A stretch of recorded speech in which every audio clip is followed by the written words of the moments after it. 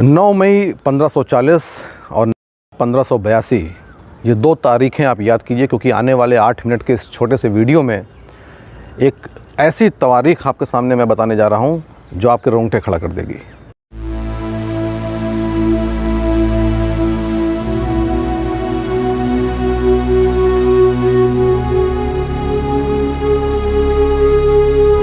नमस्कार, मैं आलोक पांडे। 9 मई 1540 के दिन यानी आज ही के दिन लगभग 480 साल पहले महाराणा प्रताप का जन्म हुआ था कुंभलगढ़ में। और महाराणा प्रताप की जब हम बात करते हैं तो सबसे महत्वपूर्ण घटना उनके जीवन की जो हर बच्चे को यहाँ पे मालूम है वो है हल्दी घाटी का युद्ध। हल्दी घाटी का युद्ध हुआ ही ऐसा था कि वो अपने इतिहास की पुस्तकों से कहीं जा नहीं सकता, भारतीयों की मानसिक प्रेरणा से कहीं जा नहीं सकता। लेकिन वास्तव में राणा को जो महाराणा बनाया है वो हल्दी घाटी का युद्ध नहीं, हल्दी घाटी के युद्ध के बाद का उनका 20 साल का वो संघर्ष है जो उनके शौर्य, उनके धैर्य, उनके डिटर्मिनेशन को, उनके करेज को, उनके बलिदान को हमारे सामने प्रस्तुत करता है। और आज भारतीय युवाओं के सामने जो एक हीन भावना की, और पर्टिकुलरली हिंदू युवाओं के सामने जो एक हीन भावना की स्थिति पैदा हो रही है, उसको दूर करने के लिए राणा के इस इतिहास को जानना बहुत ज़रूरी है। मित्रों, हम जानते हैं कि जब अकबर गद्दी पर बैठा तो उसके पश्चात उसने लगभग उत्तर भारत के पूरे क्षेत्र को अपने अधिकार में ले लिया था। लेकिन राजपूताना में सिसोदिया वंश एक ऐसा वंश था जो उस वक्त राणा प्रताप के अधीन था, जिसको वो जीत नहीं पा रहा था। और ये उसके लिए बहुत ज़रूरी था क्योंकि गुजरात का जो भी व्यापार था वो उसी क्षेत्र से होकर के करना पड़ता था। और एक दूसरा यानी स्ट्रेटेजिक पॉइंट ऑफ व्यू से भी ये इसलिए महत्वपूर्ण था क्योंकि सारी राजपूत सेना उसके सामने घुटने टेक चुकी थी सिवाय सिसोदिया वंश के। और जब तक वो उनके अधीन नहीं आता था तब तक पूरे राजपूताना की, पूरे हिंद की जो एक सॉवरेनिटी है वो उसके पास नहीं आ सकती थी। इसके लिए 1576 में हल्दी घाटी का बहुत ही प्रसिद्ध युद्ध हुआ जिसमें महाराणा प्रताप के पास मात्र 5000 की फोर्सेस और सामने जो मुग़ल फोर्सेस थी वो लगभग 30,000 की थी। लेकिन उसके पश्चात भी ये युद्ध इतना भयानक हुआ था कि 5 से 6 घंटे चलने वाले इस युद्ध में कई मुग़ल सैनिक मारे गए। राणा प्रताप को पीछे हटना पड़ा। चेतक का शौर्य हम इसमें देखते हैं जिसमें वो उनको सुरक्षित स्थान पर लेके जाता है, अपने प्राणों की आहुति दे देता है। लेकिन इसके पश्चात भी मुग़ल फोर्सेस को डिसीजिव विक्ट्री जो कहलाती है वो नहीं मिल पाई थी। महाराणा प्रताप कुंभलगढ़ और उदयपुर के क्षेत्र में चले गए थे और ये इतनी भयानक लड़ाई थी कि मान सिंह और बाकी मुग़ल फोर्सेस राणा प्रताप के पीछे उनको पकड़ने के लिए जा भी नहीं सकी, क्योंकि उनको मालूम था कि ये कहीं छुपे होंगे और फिर से अटैक करेंगे, हम बुरी तरीके से हमको हर्ट होगा। इसलिए मान सिंह वापस चले जाते हैं। जब वापस जाते हैं तो अकबर इतना नाराज़ होता है कि वो उनको अपने राज दरबार में घुसने नहीं देता है। जो बाकी मुग़ल सूबेदार और सेनापति गए थे उन सभी को डिमोट करता है, यानी उनका जो एक मनसब का सिस्टम था उस मनसब में सभी को डिमोट किया जाता है, सभी के स्टेटस को नीचे कर दिया जाता है। आप समझ सकते हैं कि अकबर को कितनी तकलीफ हुई होगी। इसके पश्चात असली संघर्ष और असली युद्ध इसके बाद शुरू होता है। महाराणा प्रताप जंगलों में और कुंभलगढ़ के आसपास के एरिया में रहते हैं। अकबर यहीं पर चुप नहीं होता है। 1576 की इस घटना के बाद 1577 में एक फिर से फोर्स भेजी जाती है। ये फोर्स शाहबाज हुसैन, सैयद कासिम, सैयद हाशिम और मान सिंह तो थे ही, लगभग 30,000 की फोर्स फिर से राणा प्रताप के लिए जाती है। ये फोर्स भी हारती है और डिसीजिव विक्ट्री किसी को नहीं मिलती है। अकबर वापस बहुत नाराज़ होता है। 1578 में अगेन द फोर्स और रीइंफोर्समेंट वॉज गिवन। कितना महत्वपूर्ण था सिसोदियाओं को हराना अकबर के लिए, आप इसे समझ सकते हैं। ये फोर्स भी शहबाज खान के अधीन जाती है और इसमें एक बहलोल खान का भी एक नाम आता है सेनापति का, जो बहुत लंबी हाइट का और बहुत ही क्रूर व्यक्ति था। ये भी वहाँ जाता है। राणा प्रताप इसमें भी नहीं हारते हैं और दोनों में से किसी को भी निर्णायक विजय प्राप्त नहीं होती है। इसके बाद 1579 में फिर से ये सेनाएं जाती हैं शहबाज खान, बहलोल खान और मान सिंह के नेतृत्व में।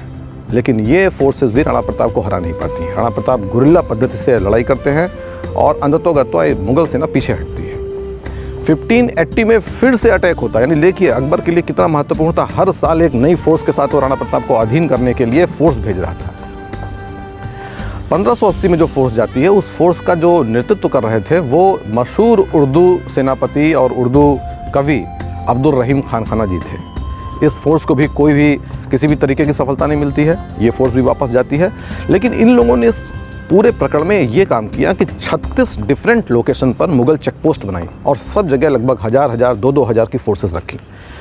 यकीन मानिए कि जो राणा प्रताप को हराने के लिए फोर्सेस भेजी जाती थी, वो फोर्सेस 2, 5, 10 हज़ार की नहीं, 30, 40 हज़ार की मुगल माइटी फोर्सेस होती थी। आप कल्पना कर सकते हैं कि complete Mughal forces, Mughal army का लगभग 40 to 50% महाराणा प्रताप को हराने के लिए लगा था और लगातार लगा था। 1581 में एक साल राणा प्रताप को समय मिलता है, क्योंकि उस साल कोई भी उनके ऊपर अटैक नहीं होता है। और ये वही समय था जब भामा शाह जैसा एक नगर सेठ उनके पास आता है और कहावत इस तरीके की, मैं हल्दी घाटी भी गया हूँ, देवार भी गया हूँ, अन्य क्षेत्रों में भी गया हूँ, चावंड भी गया हूँ। कहावत वहाँ की ऐसी है और वहाँ के लोकल लोगों का कहना ये है कि ये इतने पैसे दिए गए थे कि 12 साल तक 25,000 की फोर्स बिना किसी दूसरे डोनेशन के ऊपर रह सकती थी और कायदे से मेंटेन किया सकती थी। भामा शाह का नाम इसीलिए अमर है और राजस्थान की सरकार में और बाकी अन्य सरकारों में कई योजनाएं उनके नाम पे चलती हैं। 1581 के बाद 1582, 16 सितंबर 1582 का दिन आता है। उदयपुर से अजमेर के बीच में एक घाटी है जिसका नाम है देवार, और ये देवार ही राणा प्रताप चुनते हैं, अपनी एक फोर्स बनाते हैं और इस फोर्स में भील, कोल और राजपूत का एक सम्मिलित संगठन बनता है। ये विजयादशमी का दिन था। महाराणा को ये यकीन था कि आज के दिन हमको आर या पार की लड़ाई लड़नी है। लगभग 50,000 की फोर्स सामने, 10-1,000 की फोर्स जिसमें भील, तीर, कमठे लेकर के अपना युद्ध कर रहे थे। विजयादशमी के दिन जब पूरा भारत, तत्कालीन भारत, दिए जला करके भगवान राम के अयोध्या में आने की पवित्र अवसर को सेलिब्रेट कर रहा था, उस समय महाराणा प्रताप अपने फोर्सेस के साथ अटैक करते हैं।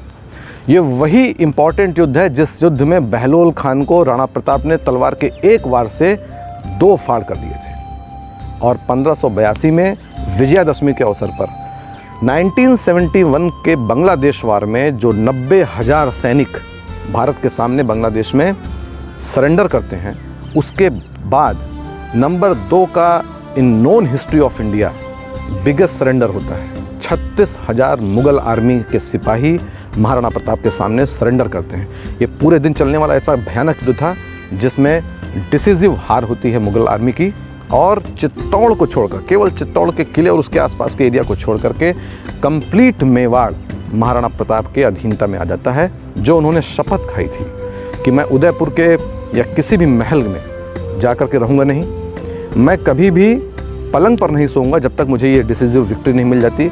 ये विक्ट्री लगभग इनकी ये जो उन्होंने प्रतिज्ञा ली थी, ये प्रतिज्ञा लगभग पूरी होती है और महाराणा बनने का जो उनका सफ़र है वहाँ ख़त्म होता है। ये इतनी डिसिसिव हार थी कि इसके पश्चात अकबर को 1584 में वापस आना पड़ा। 6 महीने तक उसने वहाँ कैंप किया, उसके बावजूद महाराणा प्रताप को नहीं हरा पाया और वापस आगरा चला गया। लेकिन ये जो बैटल ऑफ देवार है, ये दीवार इंडियन हिस्ट्री में आपको कहीं नहीं मिलेगी, या इसका उल्लेख भी किया जाएगा तो केवल 1 लाइन या 2 लाइन में किया जाएगा। मैं खुद IAS की तैयारी करते समय हिस्ट्री को एज ऑप्शनल मैंने पढ़ाई की है, बहुत पढ़ाई की है, 6-7 साल पढ़ाई की है और बहुत किताबें पढ़ी हैं। लेकिन जो बैटल ऑफ दीवार है, ये बैटल ऑफ दिवेर हमको कहीं भी दिखाई नहीं पड़ती, या दिखाई भी पड़ती तो 1-2 लाइन में। भारतीय युवाओं, विशेष रूप से हिंदू युवाओं में जो हीन भावना की भावना है और वो इन्फीरियरिटी कॉम्प्लेक्स से अपनी नज़रें नीचे करके चलते हैं, उनके लिए जानना बहुत ज़रूरी है। मैं पूरी एक सीरीज़ लेके आऊँगा जो untold, unsung important battles of India हैं, जिसमें भारतीय राजाओं ने बहुत ही दम के साथ, भारतीय रानियों ने बहुत ही साहस के साथ ये युद्ध लड़े हैं और जीते हैं। इनको आपको बताने के लिए इस बैटल ऑफ दिवेर का ना तो कोई उपन्यास बना है, ना कोई बॉलीवुड की मूवी बनी है, ना हिस्ट्री की बुक्स में उनको वो सूटेबल प्लेस मिला है जो इसको मिलना चाहिए था। चावंड अगर आज आप जाएंगे, हल्दी घाटी अगर आप जाएंगे, तो वो टूटी फूटी सड़कें और टूटी फूटे दीवार जिनमें पेड़ उगाए हैं, ये चीख चीख के कह रहे हैं कि हमारे भारतीय इतिहास में, हमारे गौरव में इनको स्थान देना चाहिए। एक और इम्पॉर्टेंट बात है कि मेवाड़ का जो राज चिन्ह है, अगर उस राज चिन्ह को आप देखें तो उसमें बीच में उगता हुआ सूरज है, एक तरफ भील और कोल हैं और एक तरफ क्षत्रिय समाज है। ये भी बताता है कि इंडियन हिस्ट्री में जाति के लिए कोई स्थान नहीं था। महाराणा की सेना में सारे जाति के लोग, चाहे वो तथाकथित लोअर क्लास हो, तथाकथित अपर कास्ट हो, सब साथ में मिलकर, कंधे से कंधा मिलकर के युद्ध करते थे और तब उन्होंने वो जीत हासिल की। मैं सहारनपुर में डिस्ट्रिक्ट कलेक्टर रहा हूँ। 9 मई और 14 अप्रैल ये 2 दिन हमारे लिए पुलिस बंदोबस्त के लिए इतने क्रिटिकल डेज होते थे क्योंकि वहाँ पर शेड्यूल्ड कास्ट और क्षत्रिय इन दोनों के बीच में काफ़ी लड़ाई है, क्लैशेस हैं, कम्युनल कास्ट क्लैशेस हैं। इनको आज से 400 साल के पहले के इस इतिहास को देखना चाहिए, आपस में एक होकर रहना चाहिए और जो इन बैटल्स को और जो महापुरुष हमारे हैं जिनको ये गौरव हमको गौरव देते हैं, हमको हीन भावना से ऊपर उठाते हैं, इनके बारे में भारतीय युवाओं को पढ़ना चाहिए। बहुत बहुत धन्यवाद।